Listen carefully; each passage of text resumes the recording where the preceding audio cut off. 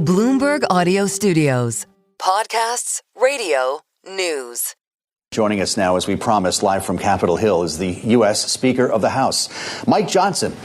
Welcome back to Bloomberg TV and radio, Mr. Speaker. Been looking forward to the conversation, and I appreciate your time this evening. I'm sure you're having a ball, and you don't want this to end anytime soon, but I'm just wondering what your gut check is here and how long you think this is going to go on. This is a very frustrating exercise for us. It's no fun at all, Joe, and that's because real Americans are feeling real harm because of this. It's political games being played by Democrats in the Senate. There is one reason and one reason alone that they've all just magically changed their tune. I mean, they've done a 180-degree turn from what they have always said and done emphatically in keeping the government open. They said as recently as March of this year, we're playing the highlight reel tape outside the Speaker's office right now. They all said in their own words, you can't shut the government down. It's too painful. Something changed. What changed was the political calculation. Chuck Schumer is worried about, as was just said, an attack or a challenge from his left flank. He's afraid that the Marxist wave in New York is going to take him over as well because he represents that state. And so he's got to pick a fight with Trump and show that he's fighting. Well, they picked a fight that has nothing to do with stopgap funding. They're talking about the Obamacare subsidies, for example. That's a December 31 policy issue. We were always going to negotiate that and debate it and deliberate over it in October, November. That always has been on the schedule, and they know that, but they're trying to pretend that's the issue of the day. It's not. It's a red herring. It's a distraction. They're not doing their jobs, and real Americans are getting hurt.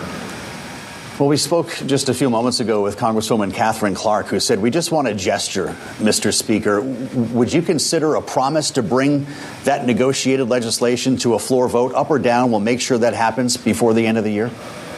The Speaker of the House is in no position to project forward what the outcome of a big policy debate is going to be. That'd be unprecedented for anyone to do that, and I won't. What we have told them is the obvious fact that there are ongoing negotiations and discussions going on today between Republicans and Democrats, and certainly within our own caucuses, about how some of that would need to be reformed. Look, there's a lot of conservatives who have real problems with the Obamacare subsidy, okay? When the government subsidizes something, it means it's not working. It's like the EV mandates, you know. People didn't want to buy electric vehicles. The government said, we'll give you $7,500 cash if you do, and they still didn't buy enough of them, right? When the government subsidizes something, it means the market's not working. Obamacare was supposed to bring down the cost of health care. Premiums have skyrocketed since it was created in 2010. They're up like 60%. So something's not working. There's real reforms that are needed. But it's a complex issue that takes a lot of time for members on both sides of the aisle and in both chambers to negotiate. They're trying to short-circuit all that right now. That's not how this process works. The Clean CR is so simple, Joe. It's 24 pages in length. It has exactly 0 Republican policy writers on it. We made it so simple. We just said, do what you've always done. Let's keep the lights on and keep the appropriations and the negotiation process going. They refuse to do it because, again, they want to show a fight because they can't stand President Trump. That's what this is. And in the meantime, American people are being used as pawns in this game, and it is so frustrating to us. I think it's shameful. I think it's immoral for them to do what they're doing right now. Well, I know your position on that, and, you know, we hear about the Schumer shutdown a lot around here. Tom Emmer was with us just a couple of days ago making the point, and we've heard this over the past couple of weeks. But what happens if Chuck Schumer doesn't come around for you? What happens if weeks go by, if members of the military are not being paid? Are there off-ramps here for you, Mr. Speaker? Will you start reaching out directly to Democrats? Do we need another meeting in the Oval Office? Look, I am a good faith operator. I am a negotiator. I like to find common ground. Here's the problem. Because we were operating in good faith and doing the most basic, simple thing, I mean the bare minimum piece of legislation to keep the lights on, I literally don't have anything to negotiate on the CR. I can't go into that document and say, oh, let me pull off these Republican priorities and see if we can get some more Democrats to vote on it. I don't have anything to pull off of it. I sent over a clean continuing resolution, and by the way, very important, it continues Biden-era policies and spending, which we conservatives don't like. We're trying to change that, but we need the appropriations process to finish it. All we needed was 7 more weeks on the clock to finish the process. And the Republicans and Democrats who are appropriators are the ones that decided that date and decided it should be clean. And everything was going smoothly until Chuck Schumer decided to blow it up. Is he going to fold? I don't know, but I'll tell you what needs to happen. Some other Senate Democrats need to come to their senses and realize they should not be blamed for the pain that's being inflicted on the people. Make it stop as soon as possible, do the right thing, and join your Republican colleagues and open the government back up. That's why I ask if you're reaching out to some of the Democratic senators. Mr. Speaker, have you talked to Chuck Schumer since your Oval Office meeting? No, not since the Oval Office meeting, but I'll tell you what, the president made an impassioned plea while we were there to please not do this. Please don't shut the government down, Chuck. And he was spurned. And Chuck Schumer and Hakeem Jeffries walked out defiantly. You know, they wanted to pick this fight. It's very clear. The question everybody's asking is how long? October 15th, troops begin to lose a real paycheck.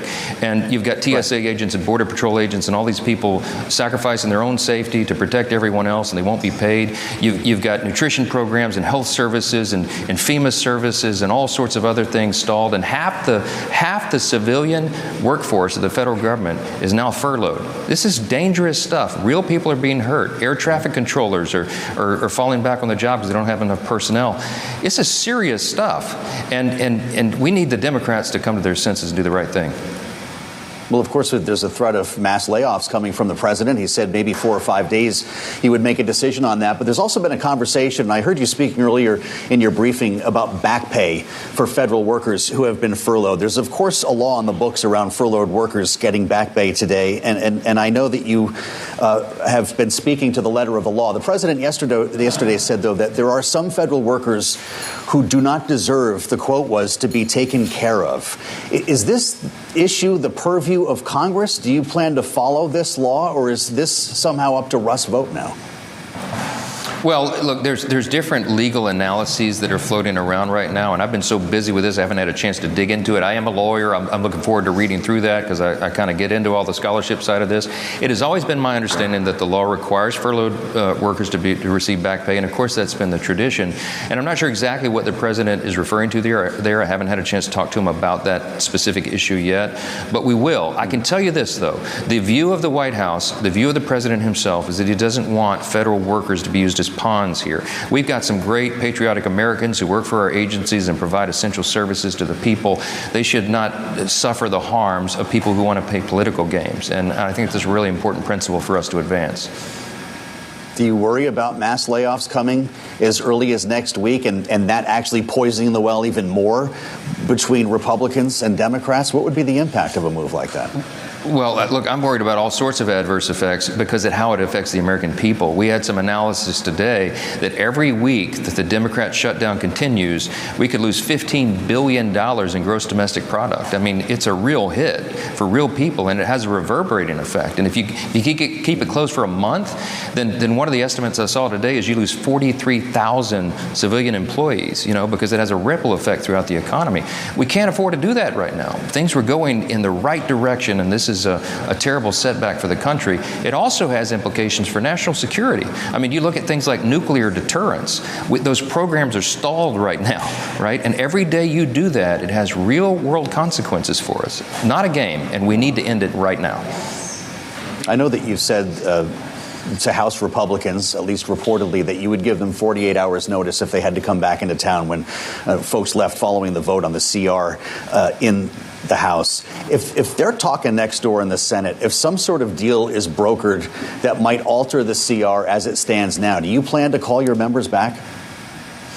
Look, the devil's in the details, but I don't know how they could possibly alter it. We made it so simple. There's nothing to take off of that. It is virtually identical to what Chuck Schumer himself championed in March of this year. And so we're not going to strap on extraneous policy issues and all of that would take a long time because the government's now closed down. They need to pass the clean CR, turn the lights back on, and get everybody back to work. I'm just so frustrated with the nonsense around this. And I think more and more people at home are as well. I saw a Rasmussen poll that came out a couple of hours ago. 49% of the American people who were polled said that Democrats did this to give benefits to illegal aliens. They are not wrong. $200 billion in their counter proposal would pay illegal aliens the benefits that hard-working American taxpayers provide. We're not doing that. We're not going to add $1.5 trillion new dollars to spending. We're not taking Chuck Schumer's ridiculous counter proposal. We're going to do the right thing for the people, and the Republicans are on the job to do it. I know you had a couple of visitors at your office today, Mr. Speaker. A couple of Democratic senators, I believe Kelly and Gallego, had a lot of things to say about the swearing in of a new member of Congress from Arizona. I also saw Congressman Mike Lawler from New York get into an altercation with Hakeem Jeffries as he was coming out of his office here.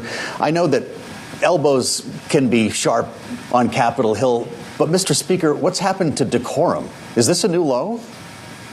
Look, I work on decorum around here all the time. Everybody knows that's my record. I started it when I came to Washington in January 2017. I authored the Honor and Civility Caucus Pledge and the Commitment to Civility. I mean, we have to maintain this. There are fights about policy, but it shouldn't be personal. I try to model that myself. I try to, encourage colleagues to do it. But I would tell you the tension here is very high, because it's high because the stakes are so high. And you got real Americans, real constituents back home who are really suffering because of the nonsense.